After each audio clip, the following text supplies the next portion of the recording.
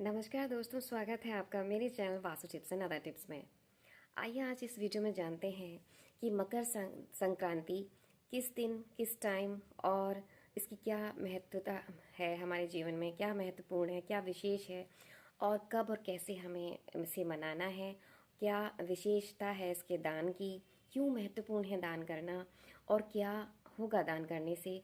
इन सारी बातों को इस वीडियो में हम जानेंगे क्योंकि सबको बहुत ही ये टेंशन हो रही है कि हम 14 को मनाएं, 14 जनवरी को या फिर 15 जनवरी को। क्योंकि ये ऐसा होता है कि 14 तारीख जनवरी यानी 14 जनवरी 2026 को हम मकर संक्रांति मना रहे हैं और हमेशा से 14 जनवरी को मनाते आए हैं। लेकिन ऐसा नहीं है, क्योंकि जब सूर्य देव यानी ग्रहों के राजा सूर्य जी जब धनु राशि से मकर राशि में प्रवेश करते हैं तब उत्तरायण होता है और ये देवथान कहा जाता है।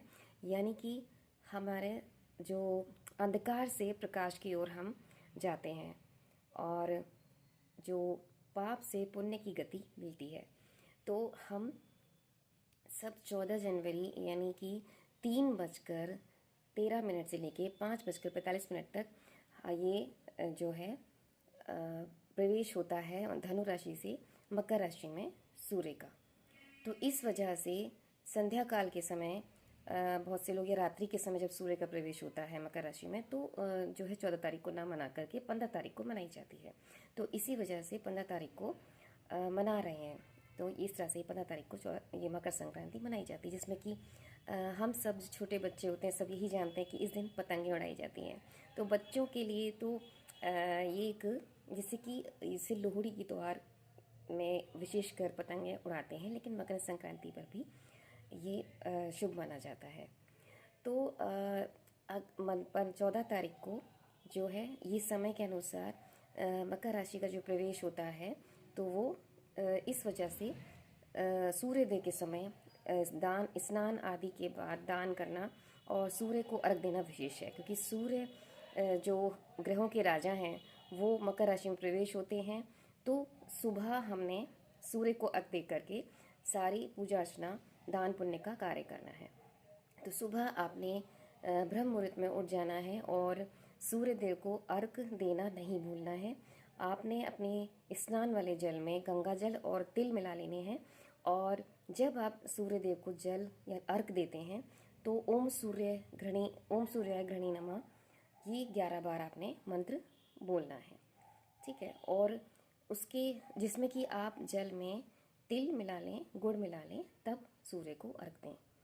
और जब आप ये ऐसा करते हैं, इससे क्या है कि आपके जो है मन में पॉजिटिविटी की ओर आप जाते हैं कि मकर संक्रांति एक विशेष महत्वपूर्ण दिन है, बहुत बड़ा दिन है, जिसमें आप जो है पॉजिटिव वाइब्स के साथ सारी चीज़ें करेंगे तो आपको 100 गुना फल मिलता है।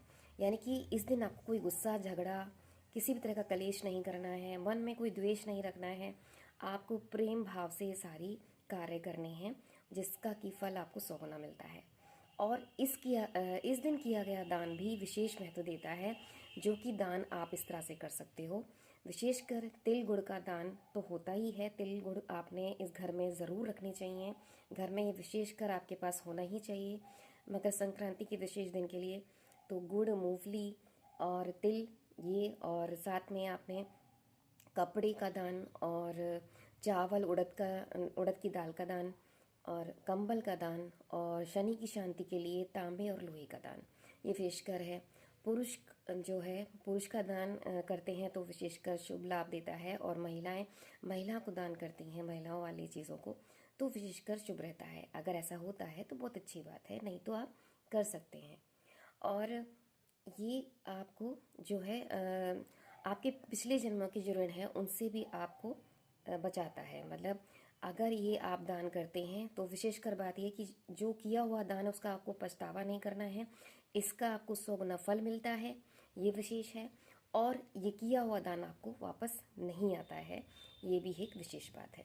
और ये जो दान आप करते हैं श्रद्धा भाव से कीजिए, इसमें कोई पछतावा ना कीजिए कि अरे मैंने ये दान कर दिया तो गलत कर दिया, ऐसा कुछ भी नहीं सोचिए।